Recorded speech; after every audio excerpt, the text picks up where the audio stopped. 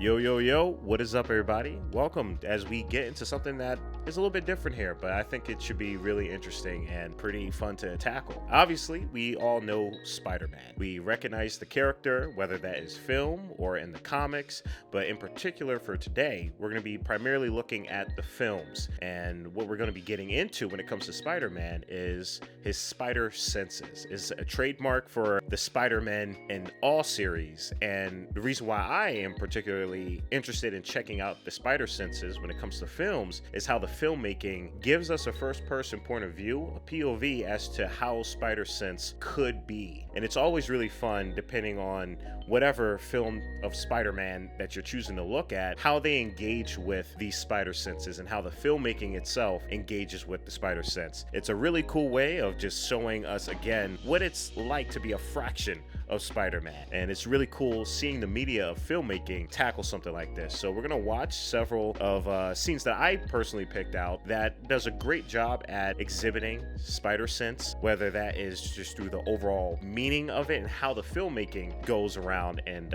takes on the whole POV of spider sense. So yeah, at the very end, I'm also going to be selecting, I think, one of my favorite uses of it so far, but I'm curious to hear some of your thoughts on it. What are your favorite usage of the spider sense when it comes to films? Again, I'm not going to be particularly focusing on comic books, but if you have a really cool feat that Spider-Man has done in the comic books when it comes to his spider senses, please comment down below. But other than that, we're going to get right into it. Please be sure to leave a like, comment. You know, if you guys want more of this, I'm more than happy to provide it for you. But other than that, let's have a good time. Okay, first scene is going to be from the very first Spider-Man. You know, the OG when it comes to spider senses. Let's take a look. What's up, you guys?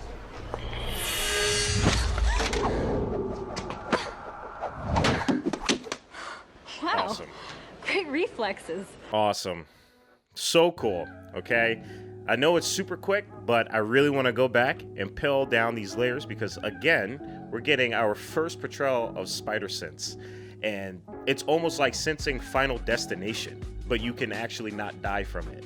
And what's really cool when it comes to the filmmaking, I'm sure some of you guys seen the behind the scenes, is that they went about this as practical as they can. And if I'm correct in my memory, it took them several tries to do something like this. But let's run it back and let's see it again.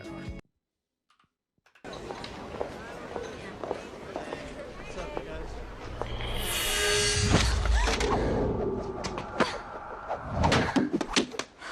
Aura farming. Absolute aura farm right there. I love it. It's such a great example of spider sense. And again, the filmmaking itself is reflected by how cool that is. You know what I'm saying? So yeah, that's the first example. Let's get to the next one.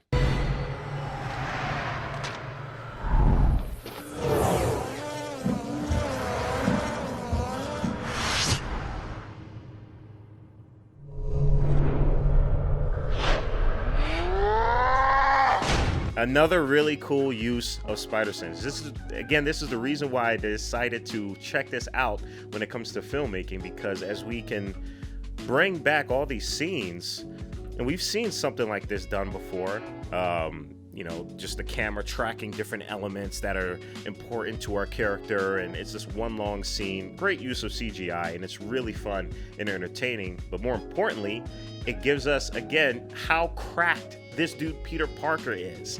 Let's rewind it again and just, you know, take notice as to what's going on, not only with the filmmaking, but with the sound.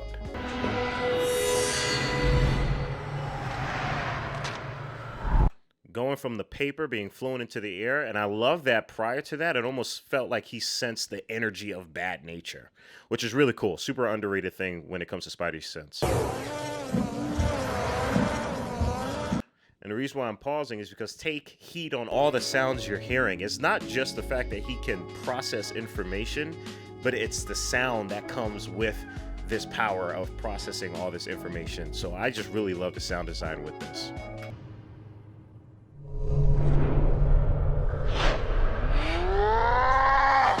All that crescendoing into just, again, another really fun scene that gives us just a fraction of an insight as to what it could be like being Peter Parker.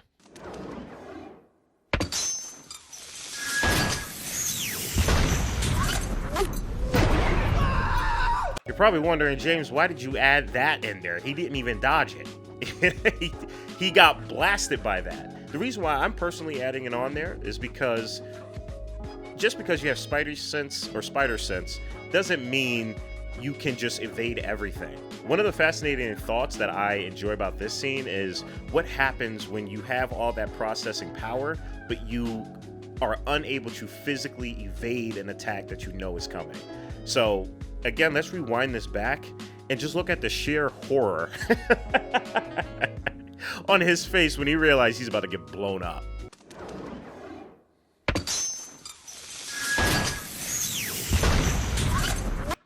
Beautiful shot of the bomb exploding as soon as it hits the pupil of his eye, and that connecting shot to the next one where he's just, this is an awesome reaction from Tobey Maguire, just letting his face just get loose, and you can just see his whole face just getting blown up. I mean, come on, look at the lips here. Just look at the lips.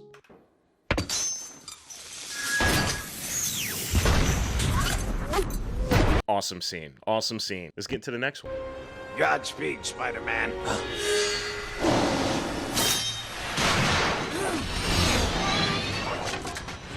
Oh.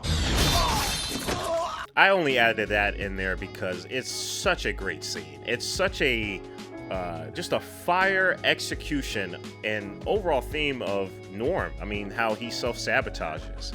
But more importantly, this is something that I actually saw from another post, I believe, that you guys might not know about, is when Norm or Green Goblin says, "Oh," at the end there, before he gets stabbed. Some people speculate that it's Goblin letting go of his consciousness, so Norman is now at the front of the frontal lobe, and he has to, face the pain of, getting impaled. I also want to clarify that you might not see your favorite usage of Spider-Sense within this montage. Otherwise, this would be a longer video. So, again, my bad if your favorite part's not in this video, but again, just comment below. Let everybody know your favorite part.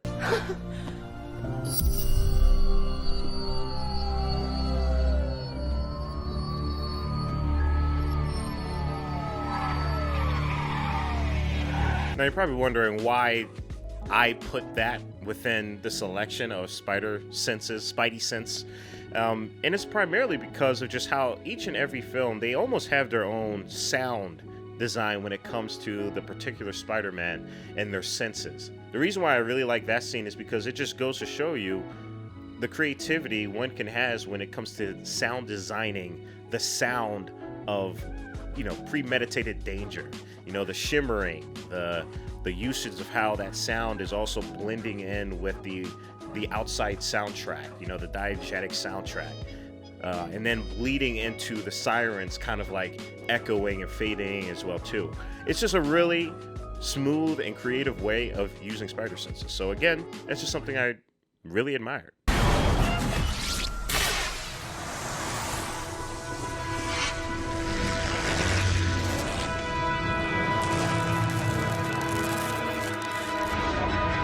Yeah, this scene is just so damn good. I love this. All the Spider-Men do this, which I think is really awesome. It's like a rite of passage. So, obviously, I like that because, again, similar to what we were talking about, how all the Spider-Men, you can have a different creativity to them. You can differentiate them by the uses of sound design, by the uses, obviously, of different actors and costume designs.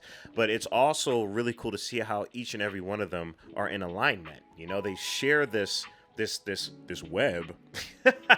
They share this web that we can see, and it's almost like, again, like I said earlier, a rite of passage. Seeing those long scenes where we analyze and time slows down and we see all the potential dangers and all the factors from A all the way down to Z, and we watch as Peter Parker, because he's smart but also just enhanced spider sense, can come up with a solution that quite literally solves at least as many solutions as he can. That's just a really cool scene that I really enjoy. Just filmmaking, but also just perceptually as well too.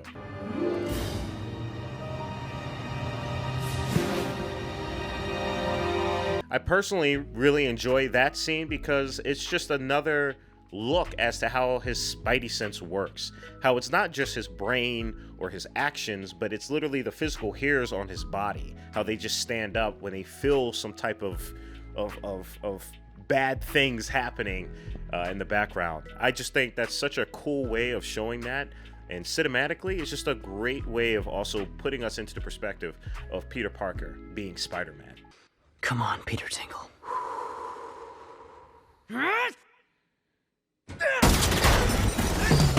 Awesome. Incredible.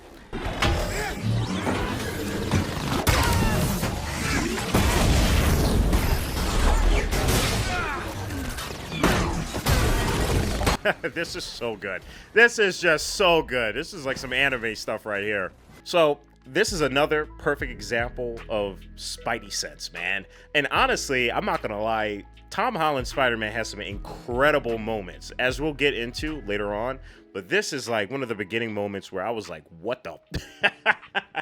This is just so cool because the whole time, I mean, you're dealing with a character, Mysterio, who can blitz your perception and manipulate your senses, right? And this is Peter Parker's greatest obstacle here. So to see him not only from a perspective use his Spidey sense, but one of the more rarer times, him practicing and in tuning his Spidey sense is also, it's just really cool. It shows a level of control that this Peter Parker has and is willing to go forth in terms of winning. And then you have this incredible scene. You know, we'll play it back. You have this brilliant scene of Spider-Man just going crazy. And if you watch this scene, take heed on the sound design. Notice how everything is quiet. And it's because he took that moment in with himself and he just isolated everything else except for that, you know, what's important. Just a really cool scene. Super awesome. I mean, this is just awesome. I think nobody, I don't care what your thoughts are about Tom Holland's Spider-Man. You cannot talk badly about this scene. It's just so cool visually.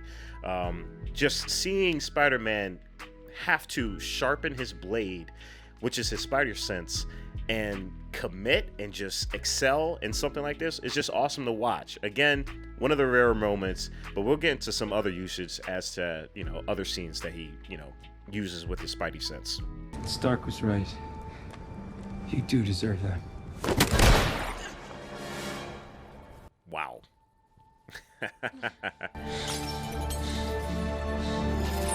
Awesome. I mean, my goodness. Almost to solidify the last scene, just him maturing and becoming a better Spider-Man. That is just such a cool scene. I have no bad thoughts about this scene. I don't care about all the CGI. It's just awesome, man. It's so cool because, again, what the context is. The context is what matters. You're not dead. You've just been separated from your physical form. Wait, my physical. What? How are you doing that? I have no idea. You should not be able to do that. This feels amazing.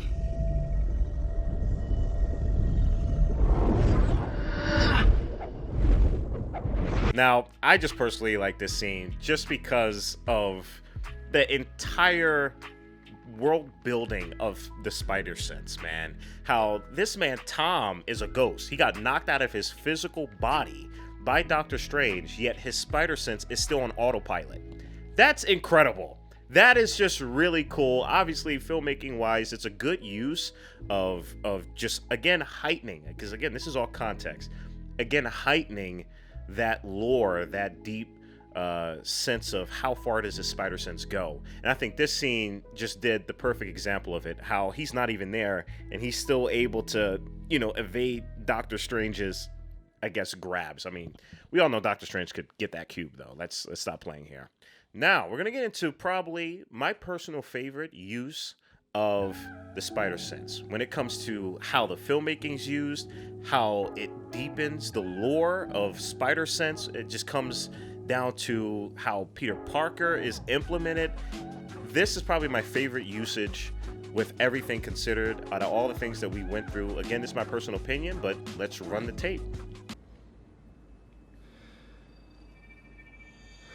You hear that sound design, you know, that's Tom Holland's spider senses. pulling the focus of that lens, just bringing us in, automatically letting us know something is wrong. Peter? Audio being like that because he's trying to isolate everything. We saw that, what he learned in the last movie. May? Now, I really love what's happening here because Peter doesn't know. He doesn't know. He doesn't sniff it out, but he's trying to. And it shows how he's going around trying to figure out what's going on. He's trying to listen to this force that is quite literally outside of Peter Parker, which is really, really cool. It's just following your gut instinct. What is it, Peter? Again, I love that we were attached to Peter's POV the entire time. Pulls out, showing everybody that he has to sniff out. What's happening? Just a really cool way to build tension. You have all these villains in this room. You could tell something is off. Peter's trying to figure out what is going on. We're trying to figure out what's going on. And we're going to pan out, and we just get this great use of tension within this filmmaking that I think makes this scene awesome.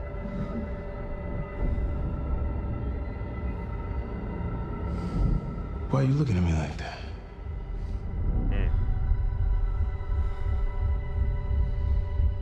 Wow.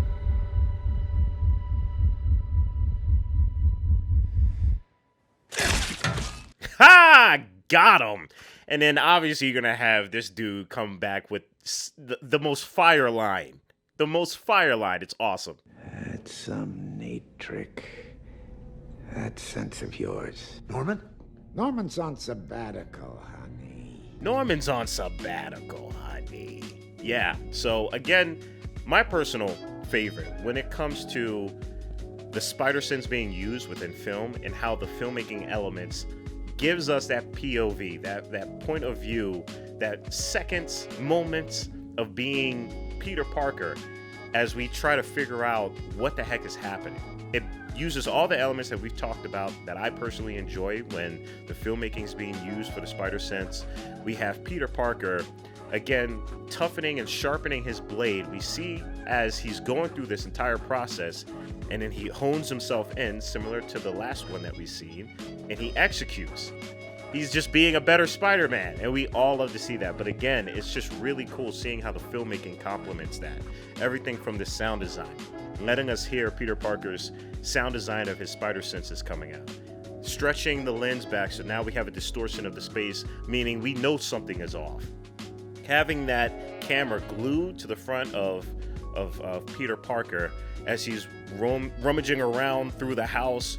The sound is depth, because we're trying to figure out and hear only the more important parts, and then that slow panning outward as we get a wide shot of all the villains around him. This is a very, very hostile situation, and we're not sure what's going on.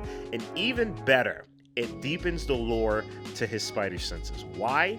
Because apparently this dude can sense personality shifts. What? That's just super cool. I just didn't really know that, and I'm sure the comics probably get into it, but this checks off all the boxes because now it lets us understand that, this dude isn't just able to sense physical danger or mental danger or even astral danger, but he's able to sense personality shifts within other characters. That's really cool. It's such a cool way to build on the lore. But that's what we're going to be doing for all we have today. I hope that you guys enjoyed yourself, and I hope that you guys just at least, learned a little bit, when it comes to the filmmaking or even just the lore of Spider-Man, and maybe just giving this thought a little bit more of a chew on, which, doesn't hurt at all. I think Spider-Man is such a great character, and you can do so much with his character. So yeah, as always, I'm sorry if your favorite part isn't in this montage, but let me know in the comment section below, whether that is through the films or through the comics, of your favorite Spider-Sense feat. But yeah, other than that, I hope you guys are good. Stay tuned for more. Don't forget to thumbs up the video, and if you want to see me play some games, check out James vs. Games. Y'all take it easy. Peace. Purple jacket, pocket full of weed. Everything that I should ever need. Grab some matches cause they give them free. Just like my time. Hair pulled back in the backseat.